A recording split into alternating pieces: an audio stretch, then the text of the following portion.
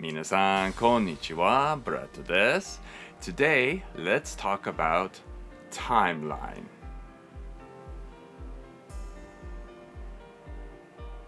Trivia games have been around for quite some time.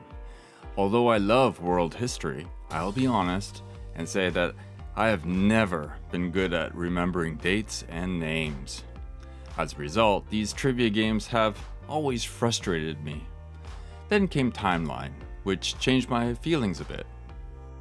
If you ever wanted a quick game that is both educational and entertaining, then Timeline is the game for you. I've used Timeline very successfully in my ESL classes, and I will show you what it's all about. Let's take a deeper dive.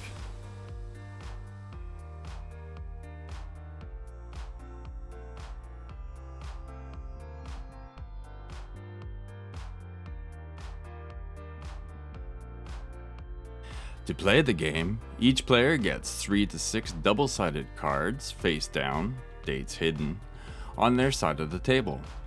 One card is placed face up in the center to start the timeline.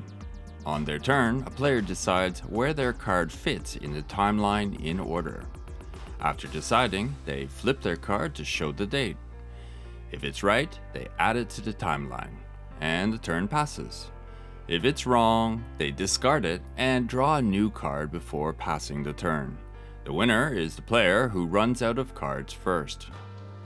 There are variants to this game, including a cooperative mode in which everyone wins or loses.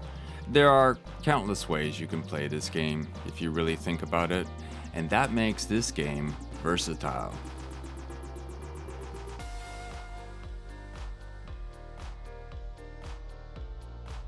Remember, the way I like to conduct activities in class is to ensure that the play is swift, so I tend to minimize the number of cards each player holds. Following that line of logic, I usually focus on only one target language point at a time. 15 minutes is about right for one game, but the more English output a student is required, the longer the game. Currently, Asmodee no longer produces the Timeline series, which is a shame because there were many themes available. I'm sure you can find some of them in game stores or eBay or Rakuten at this time. This shouldn't dissuade you because there is a game called Timeline Twist, which is similar but has a slightly different appearance and introduces the cooperative variant. This is relatively cheap. Nonetheless, it remains the same game.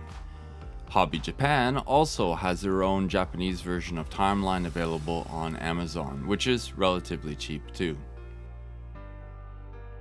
Do you need English version of Timeline for ESL classes? The answer is no. The grammar points I mentioned earlier aren't really associated. However, the passive forms might sound odd when using Japanese and English together.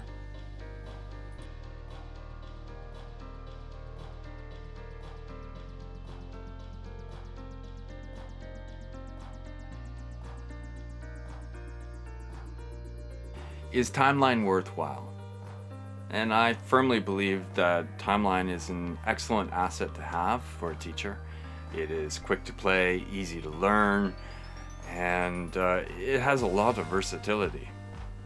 However, as a game for family and friends, it is replayable due to the sheer amount of cards. The trouble is, would you want to play it over and over and over again? And in my opinion, it's just a filler, so I would hesitate to say yes. However, it is nice to have, and it's not expensive as well. So anyways, that's all for now. So if you enjoyed this video, please leave a like and a subscription. I hope you have a great day wherever you are. Thank you.